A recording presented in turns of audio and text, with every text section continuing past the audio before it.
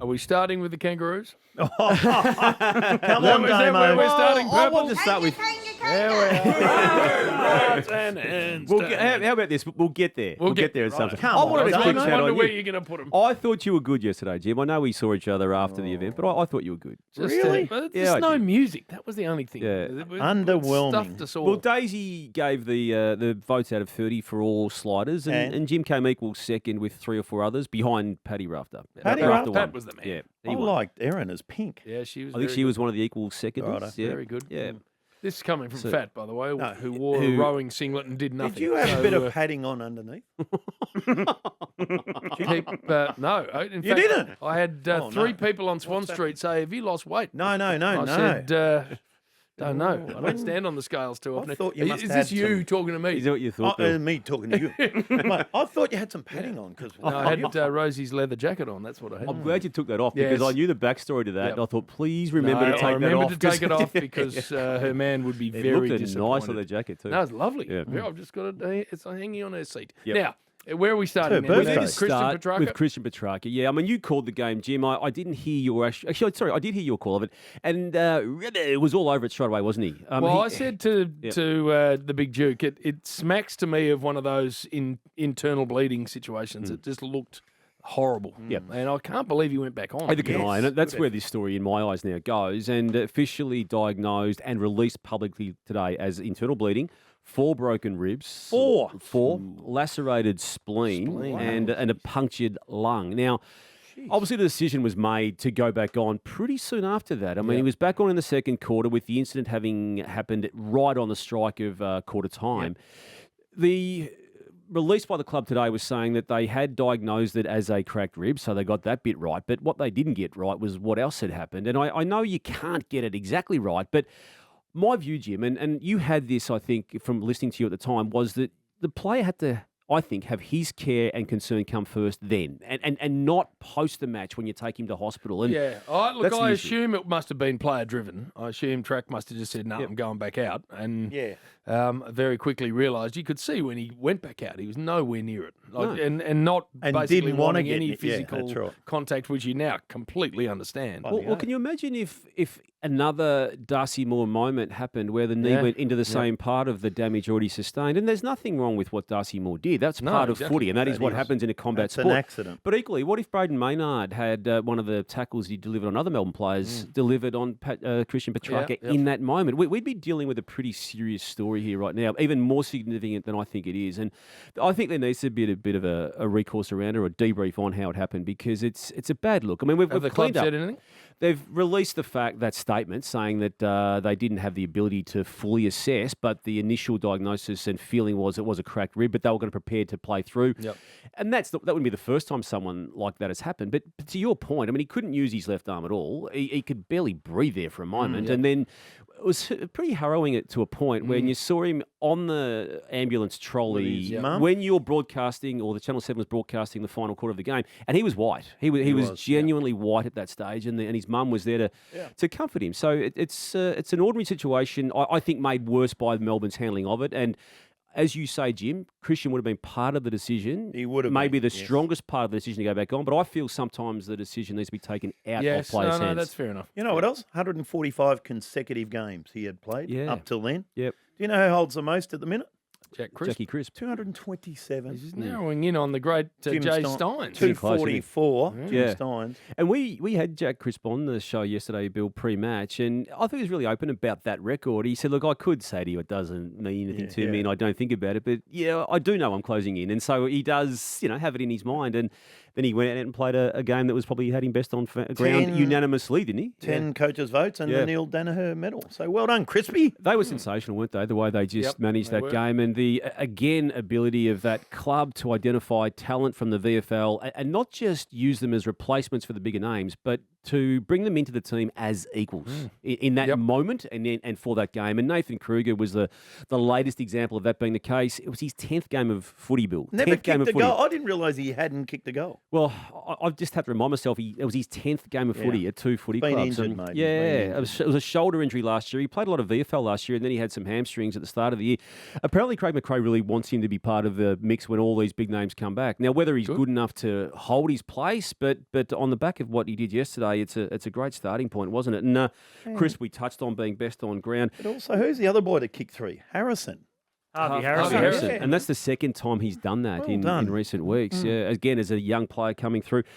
Dacos tagged now for the third time since late last year. It was McGuinness of Hawthorn who started the trend, wasn't it? When in the game that he got injured in and then was forced to spend some time away before the preliminary final and grand final. But then again, it happened early this year with Windhager from St Kilda, and again yesterday with Alex Neil-Bullen. So it's clearly a trend now that he's still working his way through it, and he's not. It's not as if he's not trying, but it just might be something that the bigger clubs come finals will clearly look at. You've got to have a look at that. Yeah. If you're going to hold him to 15 touches, Yep. you're halfway home. How's his health, by the way? Was it ankle? Look, all reports straight away was he will be okay to play. Yeah, but you don't know, do you? I mean, footy clubs don't necessarily bring the A-grade information when they're asked, but that's what they did say last night when asked. I thought Jeremy Howe's game was good too, wasn't it, given the problems he's had in the last couple of years with the arm injury and the broken arm and the other issues he's had with the knee. Beautifully. That's what he is. Yeah. I thought it was the first time he'd looked really, really sound since that horrific arm break of last year. I know he came back and was good, but I thought he looked really sound again yesterday. Good for him too, being out of contract, I think he is. So good timing for that. And I thought Josh Dacos too just had another really good game. So the problems for Melbourne, though, continue, don't they? With that loss now being the fourth loss of the past 5, and the only win, Jim, in that stretch of 5 games was against St Kilda. So it's a lesser light. Carlton got them by a point, it must be said, at the start of that sequence of 5. West Coast beat them by 35. Fremantle embarrassed them by 92. And then the response, and I know it was hurt, obviously, Bill, by Petracca not being available But still, he was there for the first quarter. He was there for the first quarter. And they did not score a goal. Yeah. And we're all waiting for the response after the Freo game. There was just nothing. All right, we need to get to a break as we go to the break. So my man Isaac Heaney, just how far he wins the Brownlow by? Or? Well, as I keep saying, Jim, my man, the Chad, also got votes in the coaches, and he's now polled in 9 of the. Still haven't heard from the North Melbourne faithful. No. Next. Next. Yeah, Where are we starting we'll here, get to Purple? North in a minute, Jim, but there's something. Damo. There's something a little bit bigger that we need to address. That is the 300th game of one of the all-time greats in Dustin Martin. Yes. And we've known it's coming, Bill. They rested him from the weekend just gone. So he's okay this week? Well, apparently he's going to be okay. He wasn't okay to play last week, but that play at the coincidentally G. meant that he didn't play his 300th in Adelaide. And guess what, Bill? The MCG's waiting for him Hawthorn. Saturday afternoon. Twilight slot. It will be the 3rd game in a row at the MCG, which will have more than 80,000 people at it. You reckon that'll have 80? Yeah, they're already budgeting in their own assessments for that number. And as we know, we had a game on Sunday night with that amount plus, and then again yesterday with that amount plus. And So, Richmond home game. Hawthorn up and about. Sam Mitchell embracing it from a Hawthorn perspective. It's going to be game that on. would And it's the be new a time bloody slot. good crowd It's the for buzz it. time slot in 2024. So big moment. What's your best story on Dusty? You said he was going to the Giants at one stage, I reckon. I never said he went to the Giants, but we did have that exclusive vision. Hutchie, you sourced the story, Bill. You were on the footy show when he was touring the facilities, remember? And you were there. Mitch was up there. No, Mitch Cleary was up there with the camera that's not on him. worried. Yeah. I got Dusty at the airport leaving Melbourne. It was all part of Hutchie's plan. But then the Richmond team, as you know, pulled the offer they had to Dusty at the time before he went. And then GWS the next day said we're not taking him anyway, even though they went through the tour process. So anyway, that was a backstory to him, Bill. Yes, 300 it was. games, and there's Star. no bigger name player in the time. 3 Jim. Norm Smiths. 3 Norm Smith. 2017, 19, 20. Yes. So, righto, here we go. There we go. Jim, Righto. North Melbourne won. Come on, Purple. You've got to give him some I praise. loved what Jai Simpkin did in the match. I loved what he did in the last quarter. I know one of the 2 goals he kicked in that period, Bill, was off a dubious free kick, but he still had to kick the goal. Yeah. And the goal he had kicked prior to that, which shot them 33 points clear, was a very, very good goal. And I think they're always going to come out of it once they're experienced players stood up, he being one of them. Luke Davies-Uniacke was another who had a very good game. And Nick Larkey, who you're speaking to tomorrow, I believe. Yes. Kicking 5 goals in that win. So well done. I think you and I were texting each other in that last quarter, Jim. I was watching with my brother. I said, you watch, they'll kick the next 6 goals. And he they goes, did. Give me a spell. At And they 33 did. points up, they kick the next 6 goals. Exactly like that. Yeah. Speaking of umpire, what about the last minute of GWS Hawthorn? Yeah. I mean, my God. Well, I'm not an umpire basher. No, but not those either. 2 head-high frees and then the hit on Sicily. They wound the clock back to 2022 with Jack Ginnivan in a Collingwood jumper with the free kick they gave to him. He just played for it. And then John Newcombe threw his head back. Now, okay, that may have had more of a chance of being there, but the Sicily one, I didn't have a major problem with the Sicily one, but but bring it back to where it happened. Well, either it's that not downfield. or don't give it to Luke Bruce, who was the closest player at the point when the ball started out of bounds on the full anyway. So, again, though, well done to the Hawks. They've had a massive 8 weeks, Bill. 6 of their past 8 now. And 5 of their last 6. 5 of, 6 or 7. Should have been 6 of 6. Yeah, they should have been because of the Port Adelaide 41-point lead that they had. I'm saying got nothing to do with the you're not. I'm in great admiration of Hawthorn. I just think they were 3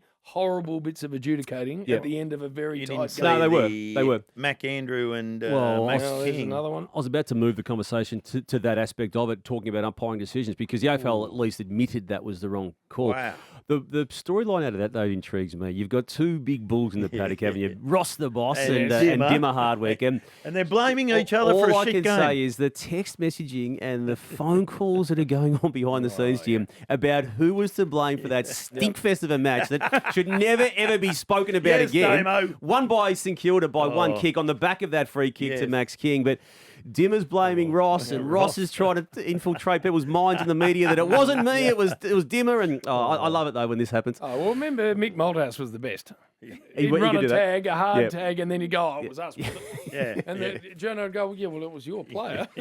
Pretty much followed him. That's us. That's on us, isn't it? I'm not taking sides, but I do observe that the Gold Coast Suns, who aspire to be finalists this year and are talking a big game and are playing well at home, once again came to Melbourne and lost and kicked 7 goals 6. Yeah. So it was 7 goals 9 to 7 goals 6 under the roof. And Bill, they weren't playing Sydney Swans in 2024. They were playing St Kilda. So I do question and still doubt their validity when it comes to the bigger games down in Melbourne. A couple of other mentions I really want to give. I just love what Tom de Koning did Sunday night, particularly in the last quarter, but even before that point of that game against Essendon for Carlton. And the evolution of him in the past 2 seasons, it's been as good as anything Carlton has done, and he may still only now be scratching the surface of where he may get to. Got to stay there. I mean, and it's not good news for Mark Pittonet, but when he is their sole ruckman, he is a different player. He is. And the score backs that up. It's 7-0 with him going solo and 2 wins, 4 losses with Pittonet as part of the mix. Now, I still feel Michael Voss wants to play Pittonet maybe against certain teams, not every team. It was good at stages. But the results weren't reflected in that being good. Elijah Hollands, 3 goals in that match. Really good pickup. Yeah, Zach Williams for the 3rd week in a row kicked multiple goals in his new set role as a forward. Walsh didn't have a big influence. Cripps didn't have a big influence. The 2 big boys were good down forward without hitting the scoreboard hard. So that's a really good win to Carlton. It was, as it was for the Sydney Swans, and you love talking about Isaac Kenny. Isaac Kenny, as much as I love talking about Chad Warner and coaches' votes for Isaac. They both got significant votes again. I think it was Heaney who came out on top. Not only is he a star purple, but he's good looking and he's got blonde hair, and there's all this talk about him. He got Riz. So once we know the bandwagon that I don't want, this isn't an umpire bashing thing.